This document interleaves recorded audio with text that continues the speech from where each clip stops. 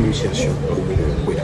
Je vous dirais qu'à également à plusieurs reprises, ce python a sauvé le royaume Kweda contre l'invasion d'autres royaumes. Alors du coup, la population le vénère.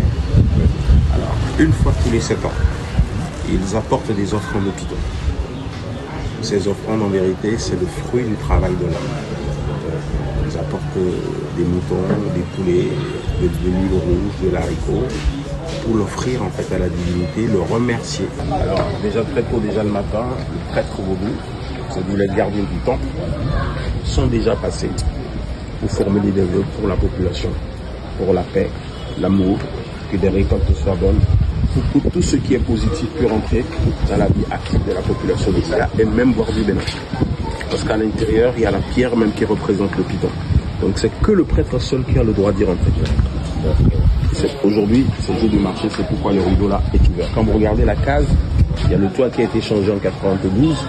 On voit un peu le mur en bas, c'est du ciment, ça subit des restaurations.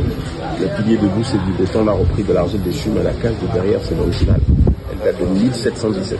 Et ça vient même d'avoir le label de l'UNESCO pour cette protection. Et là, tout le jarre sacré, actuellement, elle est renversée.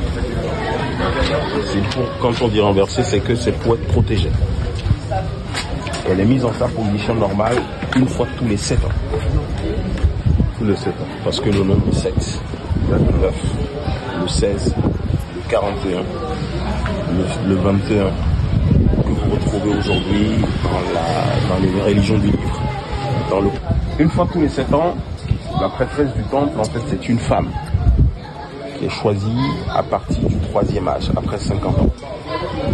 C'est-à-dire que quand les gardiens du temple ne sont pas là, cette femme-là, elle pourrait jouer le même rôle que les prêtres, que les gardiens du temple, la femme. Dire aussi que dans la tradition, la femme joue des rôles assez.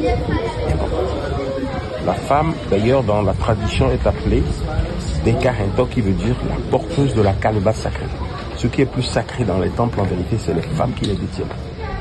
Et cette femme-là, le jour de la grande cérémonie, vous le voyez là en portrait, habillée en blanc devant, elle a la lourde responsabilité d'aller faire une sélection de 41 petites filles vierges. Ces petites filles devront porter des mini-jas comme ça sur porter des mini-jas comme ça sur la tête, et elles vont chercher de l'eau sacrée à 7 km d'ici. Et ça, c'est sur la route de l'esclave. L'eau qu'elles vont chercher est renversée dans cette grande jarre que vous avez là. Mais nous invitons tous les gardiens du temple. Parce que c'est